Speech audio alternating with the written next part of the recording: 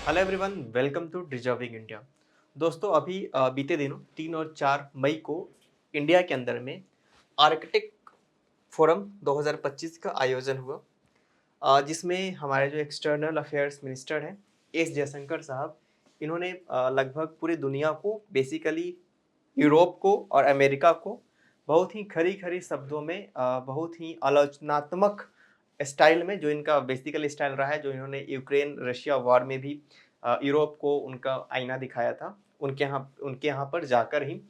तो उसी तरीके से इन्होंने बहुत ही ज़बरदस्त तरीके से उनको सुनाया है, अच्छे से। अगर मैं लेमन के शब्दों में बोलूँ तो उनको बहुत अच्छे तरीके से फटकारा है। उन्होंने बोला है कि भारत को पार्टनर्स चाहिए, ना कि प्रीचर्स। हर बात पे आपकी तारीफ करते रहेंगे, कुछ प्रेगमेटिज्म पे काम नहीं होगा, सिर्फ आइडियोलॉजी पे काम होगा। यूरोप का बेसिकली वेस्ट में अगर मैं बात करूं तो स्पेशली यूरोप के जो देश हैं, और यूरोप में भी वेस्टर्न यूरोपियन जो कंट्रीज हैं, उनका मैं हमेशा से देखता आया हूँ कि उनका एक एक स्टाइल होता है, उनका एक तरीका होता है। इंडिया को अननेसेसरी प्रीच करते रहते हैं, कोई ग्राउंड पे कोई ढंग का काम नहीं करते। वो सिर्फ और सिर्फ इंडिया को प्रीच कर रहे होते हैं कि वर्ल्ड का जो लार्जेस्ट डेमोक्रेसी है वो इंडिया के अंदर में है।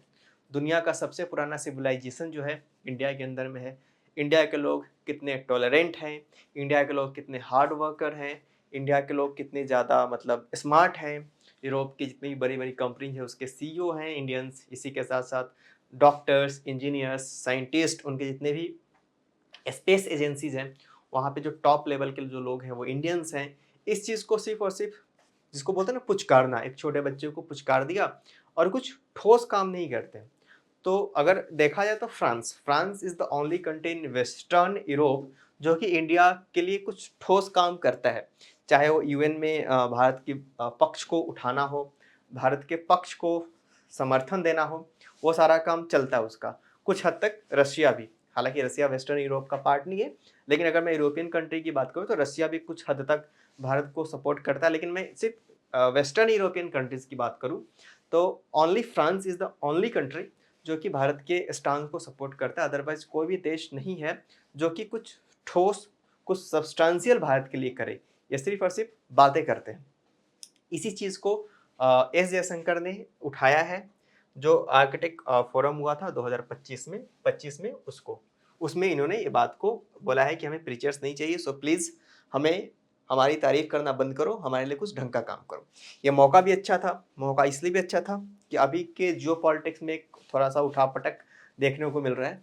दुनिया अभी 2 युद्ध से अभी थोड़ी बहुत रिलैक्स मोड में आई ही थी कि अभी पाकिस्तान के आतंकवादियों ने, या फिर मैं ये कहूँ कि पाकिस्तान के द्वारा स्पॉन्सर्ड जो टेररिस्ट थे, उन्होंने जो नीच हरकत की है पहलगाम में, उसके वजह से अभी टेंशन देखने को मिल रहा है। और पूरा जो जितने भी यूरोपियन कंट्रीज हैं, पूरा का पूरा यूरोप ये नहीं चाह रहा है कि भारत और पाकिस्तान युद्ध में जाए। अमेरिका भी मतलब इस तरीके का उसकी इच्छा नहीं है कि भारत और पाकिस्तान युद्ध जैसी स्थिति में जाए, क्योंकि उन लोगों को बहुत अच्छे से पता है कि भारत एक बहुत बड़ा मार्केट है, और अगर युद्ध में जाता है तो हम अगर भारत को सपोर्ट नहीं करते हैं इस वॉर में, तो प्रॉब्लम ये हो जाएगा कि उनका बहुत बड़ा मार्केट जो है उनके हाथ से निकल सकता है, क्योंकि भारत उनकी कंपनियों को मना कर सकता है। और एक उनका जो कंज्यूमर के तौर पे अगर मैं बोलूँ, बेस्ट फ़ोन्स, अगर मैं आईफ़ोन की बात करूँ तो इंडिया एक बहुत बड़ा मार्केट है अभी के टाइम पे, क्योंकि एक उभरता हुआ देश है, उभरता हुआ इकोनॉमी है, और हमारा जो जनसंख्या भी है वो भी अच्छा खासा, वो भी डेमोग्राफी भी हमारे पक्ष में है। इसी के साथ-साथ अगर मैं बात करूँ टेक्नोलॉजी के मामले में, तो इंडिया सबसे बड़ा कंज्यूमर है। इसी के साथ-साथ टेक्सटाइल्स और अलग-अलग बहुत सी चीज़ों में इंडिया ने बहुत सारा मतलब दुनिया भर की इकॉनमी इंडिया की इकॉनमी के साथ लिंक्ड है। ऐसे में अगर आप इंडिया को सपोर्ट नहीं करते हैं, तो आपका बिज़नेस तबाह हो सकता है। खैर पाकिस्तान तो 2 दिन में घुटने पे आ जाएगा। It's not a great deal. तो अभी इन्होंने एक टेस्ट किया, वाटर टेस्ट किया है एस जयशंकर ने इस स्टेटमेंट को देकर, कि अभी देखते हैं कि कैसी हलचल होती है, किस तरह की तरंगे उठती हैं बाकी के देशों में। तो एक जियोपॉलिटिकल चैलेंज तो है, जैसे यूक्रेन रशिया वॉर लगभग एक कंक्लूजन पे है, कुछ ही दिनों में वो समाप्त होने के कगार पे आप लोगों को देखने को मिल सकता है। हालांकि जेलेंस्की ने कल भी अपना एक स्टेटमेंट दिया कि जब तक रशिया के ऊपर प्रेशर नहीं बनाया जाएगा तब तक ये वॉर खत्म होने वाली नहीं है। ये तो खैर भविष्य के गर्त में है कि आगे क्या होता है। हमास और इसराइल के बीच जो युद्ध था लगभग खत्म करा दिया है डोनाल्ड ट्रंप ने। तो दुनिया एक और युद्ध को एफोर्ड नहीं कर सकती है।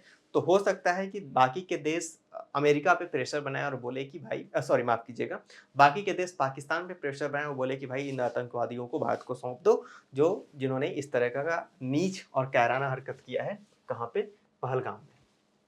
इस कॉन्फ्रेंस की कुछ तस्वीरें हैं। आर्कटिक सर्किल 2025 मई 3 और 4 के बीच इसको ऑर्गेनाइज किया गया था और ये होस्ट किया गया था आर्कटिक सर्कल काउंसिल के द्वारा और ORF ऑब्जर्वर रिसर्च फाउंडेशन, जो कि इंडिया का ही एक संगठन है, इसका जो पूरा जो कार्यभार है वो संभाला था मिनिस्ट्री ऑफ एक्सटर्नल अफेयर्स ने,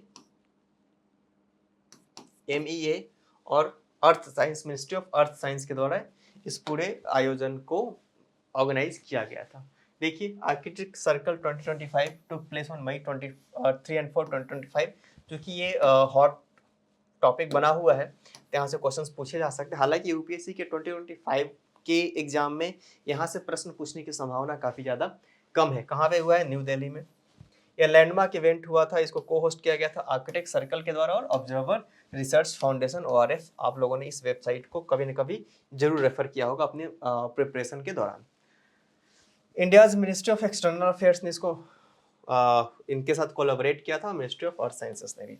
थीम और फोकस एरिया क्या रहा था इसका थीम रहा था the polar order, the Arctic and the Asia science, geopolitics, climate and business. तो इस काफी लंबा चौड़ा इसका थीम रहा था। तो आप द पोलर ऑर्डर याद रख सकते हैं, जो कि आर्कटिक, अगर मैं दुनिया के नक्शे की बात करूं तो सदर्न में है अंटार्कटिका और टॉप पे है आर्कटिक, तो ये दोनों पोल्स पे हैं, तो इसका नाम रखा गया था द पोलर ऑर्डर।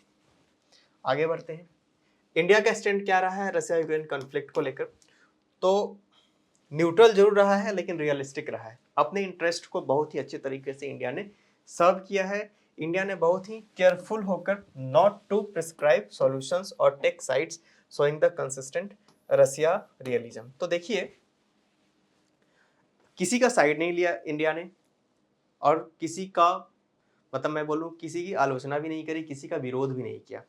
जेलेंस्की के साथ भी हमारे प्राइम मिनिस्टर की उतनी अच्छी ट्यूनिंग है जितनी अच्छी ट्यूनिंग पुतिन के साथ है, जो कि रशिया के प्रेसिडेंट हैं।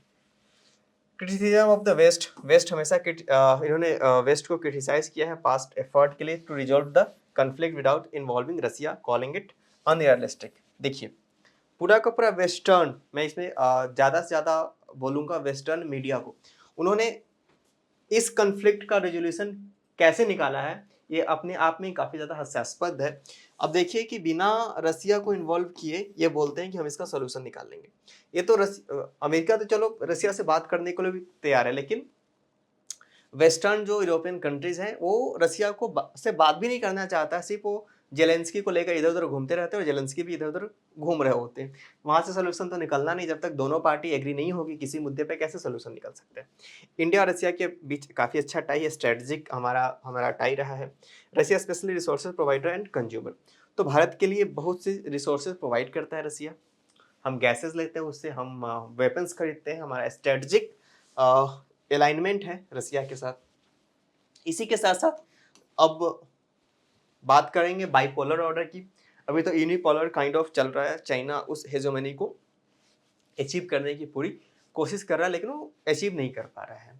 तो अमेरिका रियलिज्म क्या है? अमेरिका का क्या रियलिज्म है भाई? जयशंकर एडवोकेट करते हैं pragmatic approach to engaging the US focusing on the common interest rather than the ideological conflicts। तो उनका ये कहना है भाई कि कॉमन इंटरेस्ट पे आके हम एक दूसरे के साथ अपने अपने इश्यूज को रिजॉल्व करेंगे।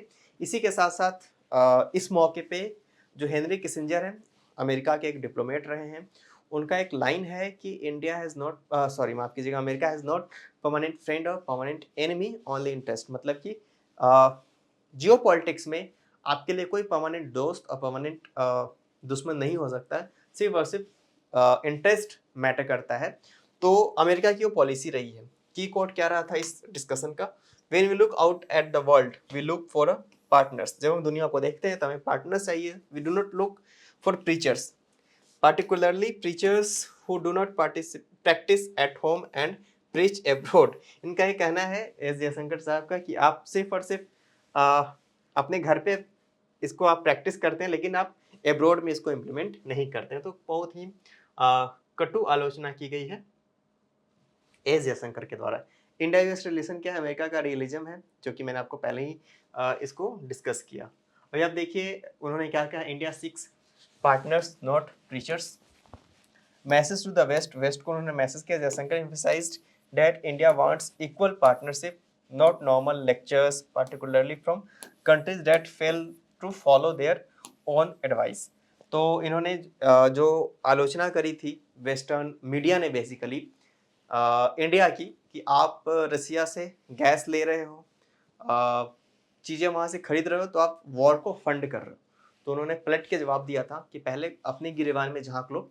यहाँ भी वही बोलने की कोशिश कर रहे हैं कि पहले खुद को देखो, उसके बाद हमें क्रिटिसाइज करो। क्या आप लोग रसिया के साथ आपने सारे टाइज खत्म कर दिए हैं? ऐसा बिल्कुल नहीं है, उनके साथ कंटिन्यू है। और बहुत से मतलब जितनी भी चीज़ें हैं वो उनके साथ इम्पोर्ट और एक्सपोर्ट लगातार करते ही जा रहे हैं। तो इस पूरे लेक्चर में हम लोगों ने एक जो पैसिफिक जो समिट हुआ 2025 उसको समझने की कोशिश की, आर्कटिक समिट, माफ कीजिएगा। तो आज के लेक्चर में फिलहाल इतना ही, हम मिलेंगे किसी और लेक्चर में। Thank you very much.